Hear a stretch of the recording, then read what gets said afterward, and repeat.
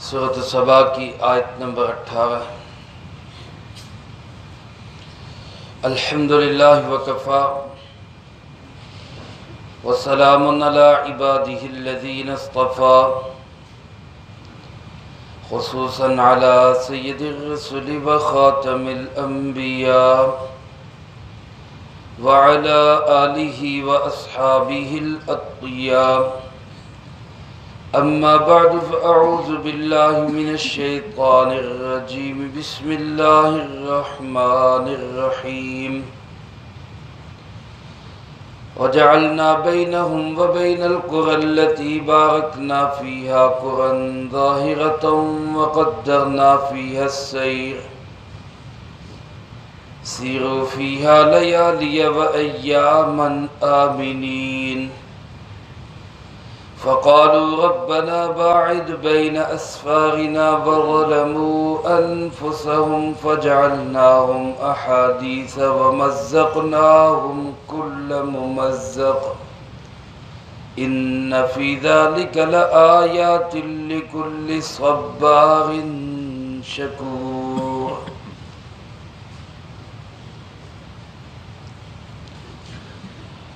وجعلنا بينهم، اور ہم نے بنا دی ان کے درمیان، وبین القری، اور ان بستیوں کے درمیان، التی بارکنا فیہا، جن میں ہم نے برکت ڈال دی، قری ظاہرہ، واضح بستیاں، وقدرنا فیہا السیر، اور ہم نے مقرر کر دیا ان کے درمیان چلنا، سیروا فیہا لیالی و ایاما آمنین، سفر کرو ان کے درمیان رات کو اور دن کو امن کے ساتھ۔ فقالوا ربنا، پس یہ لوگ کہنے لگے ہمارے پروردگار، باعد بین اسفارنا، ہمارے سفروں کو دور کر دے، وَظَلَمُوا أَنفُسَهُمْ، اور انہوں نے اپنے آپ پہ ظلم کیا، فَجَعَلْنَاهُمْ أَحَادِيث، سو ہم نے بھی ان کو افسانے بنا دیا، وَمَزَّقْنَاهُمْ كُلَّ مُمَزَّقٍ، اور ہم نے ان کو بری طرح سے ٹکڑے ٹکڑے کر دیا۔ إِنَّ فِي ذَلِكَ لَآيَاتٍ، یقیناً اس میں بہت سی عبرت کی باتیں ہیں، لِكُلِّ صَبَّارٍ شَكُورٍ، ہر اس شخص کے لیے جو بہت صبر کرنے والا ہو اور نہایت شکر گزار ہو۔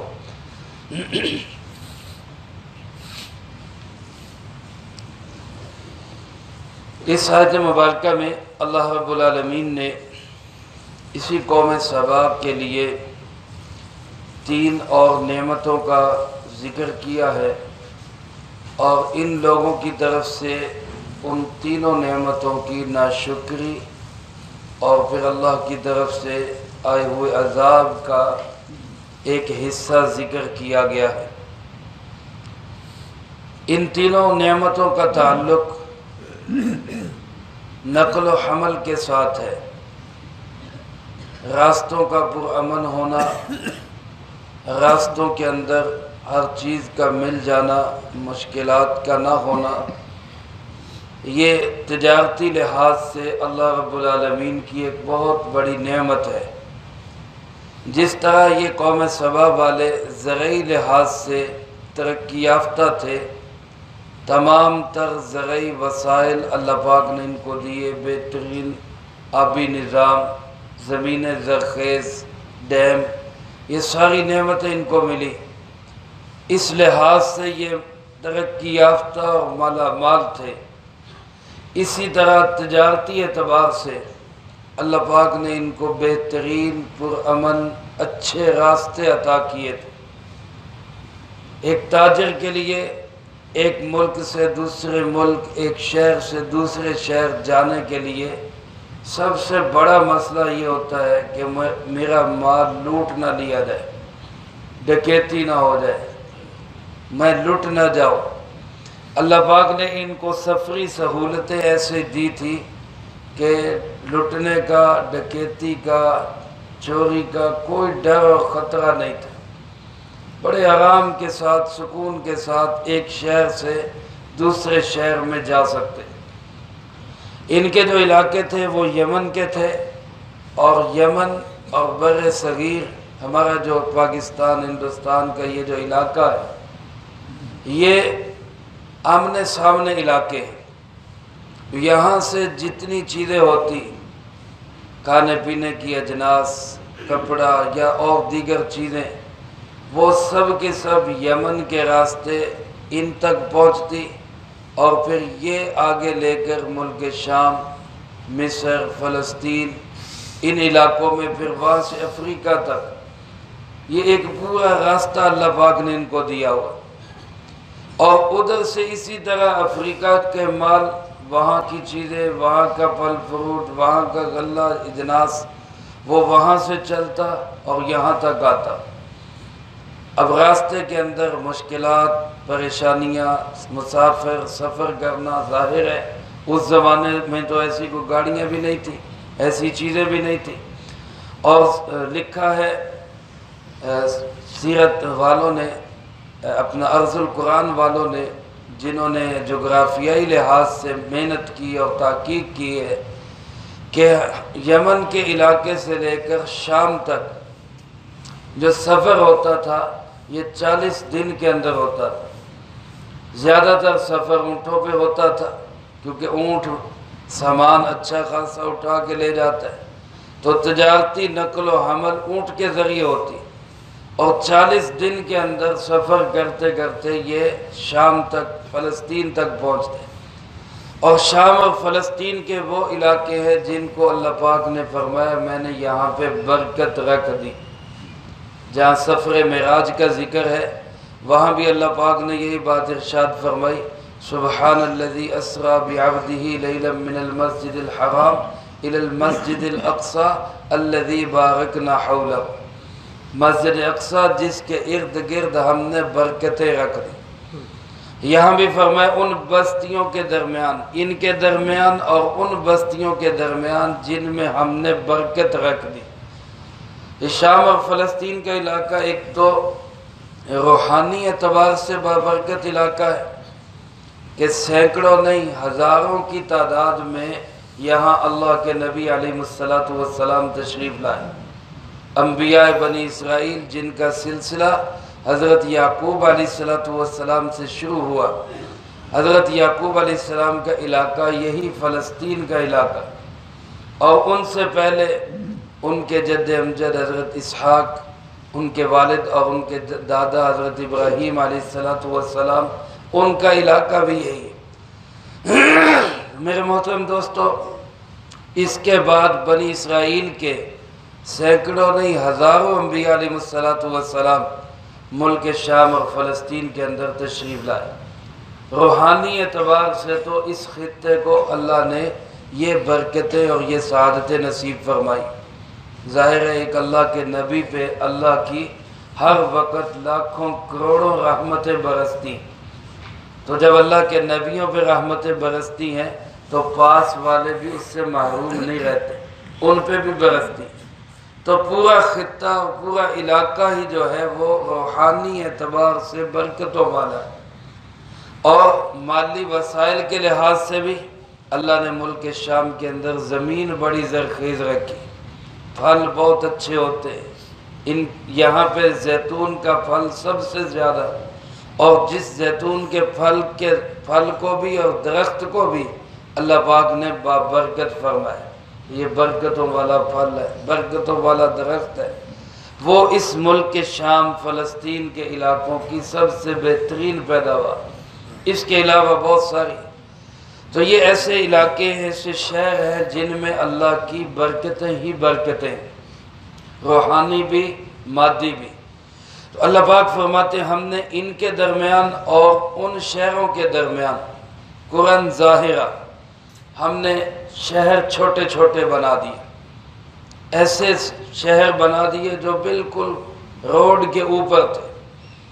ظاہرہ کا معنی ان کو کہیں دائیں بائیں جانے کی ضرورت نہیں تھی، چلتے چلاتے روڈ کے اوپر، راستے کے اوپر، اس زمانے میں ایسی پکی سڑکیں تو تھی نہیں، جو کچے پکے راستے تھے ان کے اوپر درمیان میں یہ چھوٹے چھوٹے شہر آتے ہیں۔ اب جب 40 دن کا سفر ہوگا اور پھر 40 دن تو یمن سے شام تک ہے، شام سے آگے بھی جانا ہے، ادھر یمن سے پیچھے بر صغیر تک بھی آنا ہے، تو اس سفر میں اگر درمیان میں کوئی دوسری بستی شہر نہ آئے تو ظاہر ہے پھر کھانے پینے کا سبب کیا ہوگا، ضروریات کا سامان کیسے ہوگا، تجارت کیسے ہوگی۔ ایک شخص کو مہینوں مہینوں صرف لک و دک صحرا میں سفر کرنا پڑے جہاں درمیان میں کوئی بستی کوئی شہر نہ ہو، تو اس کے لیے کتنی مشکلات اور پریشانیاں ہو۔ اللہ پاک فرماتے ہیں ہم نے ان پریشانیوں کا حل یہ کیا کہ تھوڑے تھوڑے فاصلے پہ چھوٹے چھوٹے شہر آباد کر دی، اور پھر فرمایا وَقَدَّرْنَا فِيهِ السَّيْرَ، ہم نے یہاں ان کے درمیان سفر کی مقدار بھی طے کر دی، یعنی وہ شہر بھی ایک ترتیب سے بنے۔ یہ نہیں کہ کہیں تو ایسا ہے کہ ایک شہر سے نکلے تو دوسرا شہر آ گیا، اور کہیں ایسا ہے کہ پھر ایک شہر سے لے کے اگلے شہر تک کئی کئی دن لگ جائیں، ایسا نہیں، بلکہ اگر یہ صبح کو چلتے تو دوپہر تک یہ جہاں آرام کی ضرورت محسوس ہوتی وہاں ایک شہر آ جاتا، دوپہر کو چلتے اور شام کو رات جا کے جہاں سٹے کرنا ہوتا اور آرام کرنا ہوتا وہاں ایک شہر آ جاتا، یعنی ایسے بہترین سسٹم کے ساتھ۔ یہی سسٹم ہے جو آج مغرب نے اور پھر مغرب سے ہم نے حاصل کیا، موٹر وے بنائی اور اس پہ تھوڑے تھوڑے فاصلے پہ قیام و طعام بنا دی، وہ سارا یہی سسٹم ہے۔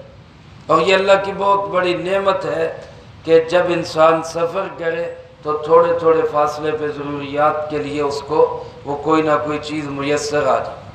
مسلسل سفر وہ تھکا دیتا ہے، مسلسل سفر بعض اوقات مشکلات بنا دیتا ہے، بعض اوقات ضرورت پڑتی ہے وہ ملتی نہیں ہے تو پریشانی بنتی ہے۔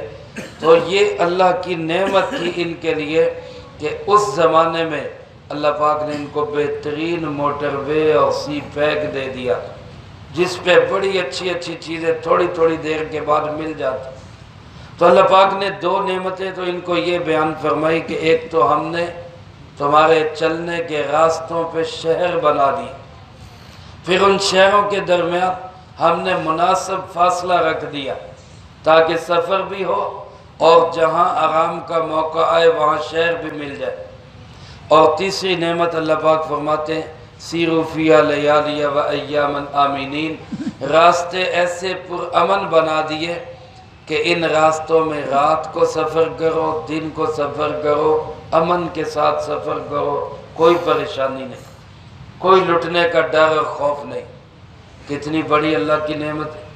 اب ایک آدمی ایک شخص جو ہے تجارت کے لیے وہ ایک شہر سے دوسرے شہر میں جاتا ہے تو سب سے بڑا خطرہ یہی ہوتا ہے کہ مال نہ لٹ جائے۔ اب پیسوں کی ترسیل کیسے ہوگی، اگرائی کرنے جانا ہے تو پیسے سلامتی کے ساتھ گھر کیسے واپس آ جائے، یہ ساری پریشانی۔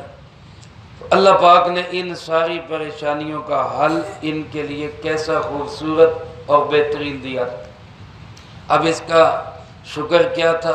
اللہ کی نعمتوں کی قدر کرتے، اللہ کے شکر گزار رہتے، اللہ کے احکامات کو مانتے، وقت کے نبی جو بھی علیہ السلام اللہ نے ان کی طرف بھیجے ان کی اتباع کرتے۔ اس کی بجائے یہ لوگ کیا کہنے لگے؟ فقالوا ربنا باعد بین اسفارنا، یہ کہنے لگے ہمارے پروردگار سفر دا مزہ نہیں آتا، یہ کیا سفر ہوا، یہاں سے چلے پھر کوئی شہر آ گیا، یہاں سے چلے پھر کوئی شہر آ گیا۔ سفر تو ہوتا ہے کہ وہ لمبا لمبا سفر ہو، کوئی درمیان میں چیز آئی نہ، پریشانیاں آئیں، مشکلات آئیں، اوکھے حالات آئیں، ٹینشنیں بنیں، پھر سفر کا مزہ آتا ہے۔ وہ کہنے لگے یا اللہ یہ جو ہمارا سفر ہے نا یہ مزیدار نہیں ہے، باعد بین اسفارنا، ہمارے سفروں کو دور کر دے، یہ جو بستیاں درمیان میں یہ ختم ہو جائے، لمبا لمبا سفر ہو، مشکلات آئیں، پریشانیاں آئیں، پتہ تو چلے کہ ہم نے سفر کیا۔ یہ اسی طرح کی بات ہے جیسے اللہ پاک نے بنی اسرائیل کو حضرت موسیٰ علیہ السلام کی قیادت میں جب وہ نکلے ہیں تو اللہ پاک نے ان کو من و سلوہ کی نعمت دی، پکا پکایا تیار کھانا ان کو ملتا، سویٹ ڈش بھی، نمکین بھی، بھنے ہوئے بٹیرے بھی اور بہترین حلوہ بھی اللہ پاک ان کو نصیب کرتے اور بالکل تیار۔ اب یہ جس کو یہ خوراک ملے اس کو کسی اور چیز کی کیا ضرورت، لیکن وہ کیا کہنے لگے، یا اللہ کھان دا سواد نہیں آندا، کوئی پیاز ہوئے، کوئی لسن ہوئے، کوئی دال ہوئے، کوئی ساگ ہوئے، پتہ تو لگے کہ روٹی کھا دی۔ یعنی یہ اچھی چیزوں کو چھوڑ کر انہوں نے ہلکی چیزیں مانگنی شروع کر۔ یہاں بھی یہی ہوا کہ اللہ پاک نے اتنی بہترین سہولت ان کو دی، سفری وسائل بہترین عطا کیے، یہ الٹا کہنے لگے جی سفر کا مزہ نہیں آتا، سفر ہو، جنگلات ہو، صحرا ہو، مشکلات آئیں، پریشانیاں آئیں، پیاس سے مریں، بھوک سے تڑپیں، تو پھر پتہ تو چلے کہ ہم نے سفر کیا۔ اللہ پاک فرماتے جب انہوں نے ہماری نعمتوں کی ناقدری کی، ہماری نعمت کی ناشکری کی، ناسپاسی کی، تو ظلموا انفسہم، خود اپنے آپ پہ انہوں نے ظلم کیا، خود ظلم کیا اپنے آپ۔ اللہ کی نعمتوں کو انہوں نے اس کا حق ادا کرنے کی بجائے اس کو ٹھکرایا۔ اللہ فرماتے فجعلناہم احادیث، ہم نے بھی پھر ان کو افسانے بنا دیا، قصے کہانیاں بنا دیا۔ کبھی بڑا عروج تھا، ملکہ سبا سے لے کر علماء نے لکھا ہے حضرت عیسیٰ علیہ السلام سے 800 سال پہلے یہ قوم بڑے ہی عروج پہ تھی، بڑی ترقی یافتہ۔ ان کا عروج یہاں تک چلا کہ عیسیٰ علیہ السلام آ کے اللہ پاک کی طرف چلے گئے، آسمانوں پہ اللہ نے اٹھا لیا۔ اس قوم کا عروج ابھی بھی باقی تھا، وہاں سے شروع ہوئے، اور عیسیٰ علیہ السلام اور رسول اللہ صلی اللہ علیہ وسلم کے درمیان یہاں آ کے ان کی ہلاکت ہوئی۔ کتنا لمبا اللہ نے ان کو ٹائم دیا ہے، کتنا طویل عرصہ دیا ہے، کتنی بڑی نعمتیں دی ہیں، تب سے چلے ہوئے، اور حضرت عیسیٰ علیہ السلام کے بعد رسول اللہ صلی اللہ علیہ وسلم سے پہلے اس قوم پہ یہ تباہی ہوئی، ہلاکت آئی، اور پھر اللہ نے ایسا بنا دیا کہ نام و نشان تک مٹ گیا، سب نشانات مٹ گئے، اجاڑ پہ گئے۔ فرمایا مزقناہم کل ممزق، ہم نے ان کو بری طرح سے ٹکڑے ٹکڑے کر دی۔ کہاں تو یہ تھا کہ بر صغیر سے افریقہ تک، یعنی کہ ایشیا سے بر اعظم افریقہ تک، ان تمام ممالک پہ تجارتی لحاظ سے ان کا قبضہ تھا، ان کا کنٹرول تھا، یہ پورا کا پورا خطہ یہ ان کے زیر اثر تھا۔ اور کہاں اب یہ ہو گیا کہ راستے بالکل اجڑ گئے، کوئی اس راستے کو استعمال کرنے کے لیے تیار نہیں۔ کہتے انہی کے لوگوں نے کہا کہ بھائی تباہی آنے والی ہے، جس نے بچنا ہے وہ یہاں سے نکل جائے۔ وہ جو سمجھدار لوگ تھے وہ وہاں سے نکلے، اوس اور خزرج، یہ جو مدینہ منورہ کے دو قبائل ہیں، یہ یہیں سے اٹھے اور مدینہ منورہ میں آ کے آباد ہو۔ کوئی ازد قبیلہ ان کا وہ وہاں سے اٹھا اور وہ جا کے شام کے اندر آباد ہو گیا، اسی طرح کوئی عمان کے اندر جا کے آباد ہو گئے، کوئی مصر میں چلا گیا۔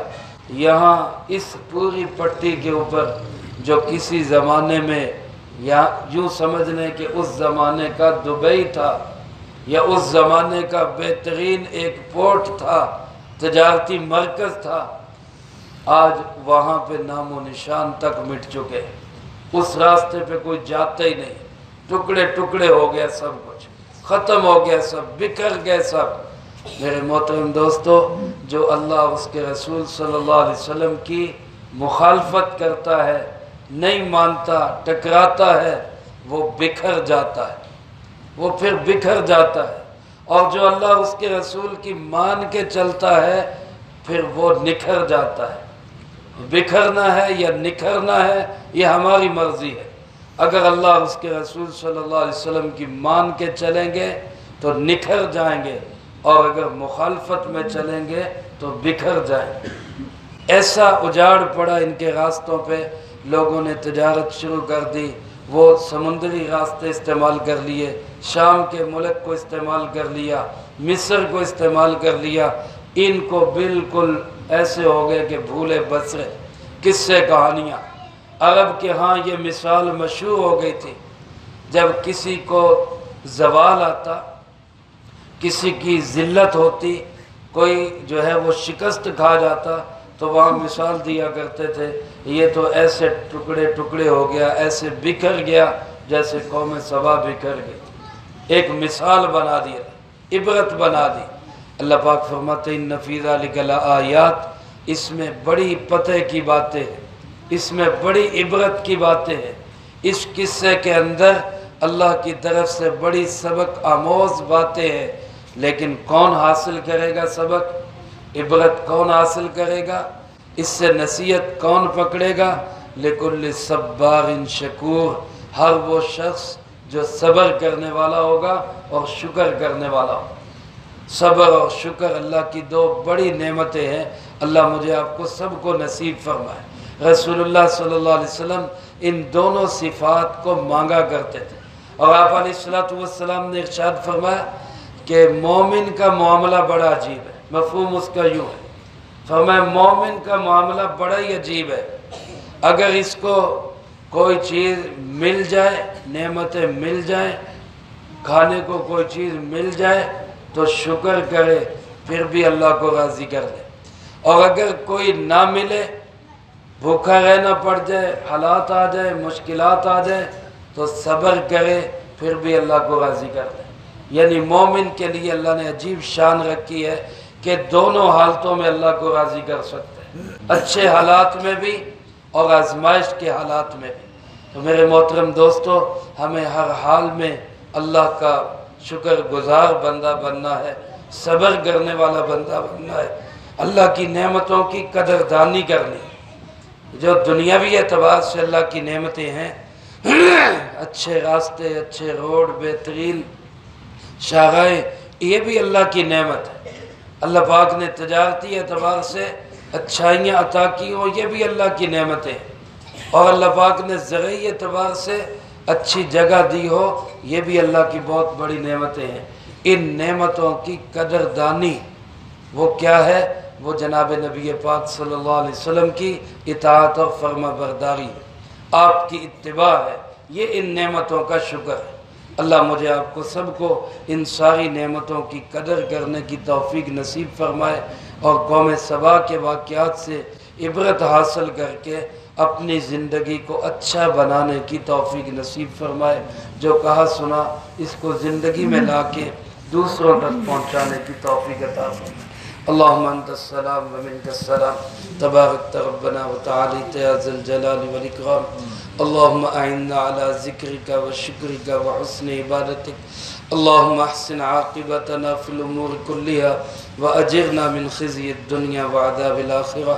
اللہم باقیتا کباقیت الولید، اللہم استر عوراتنا وآمن روعاتنا، اللہم انا نجعلک فی نحورہم ونعوذ بک من شرورہم، اللہم اکفنا بحلالک عن حرامک وأغننا بفضلك عمن سواك، اللهم اكفنا كل مهم من حيث شئت ومن أين شئت، رب اغفر وارحم وأنت خير الراحمين، ربنا هب لنا من أزواجنا وذرياتنا قرة أعين واجعلنا للمتقين إماما، رب ارحمهما كما ربياني صغيرا، ربنا تقبل منا إنك أنت السميع العليم وتب علينا إنك أنت التواب الرحيم، صلى الله على النبي الكريم وعلى آله وأصحابه أجمعين برحمتك يا أرحم الراحمين۔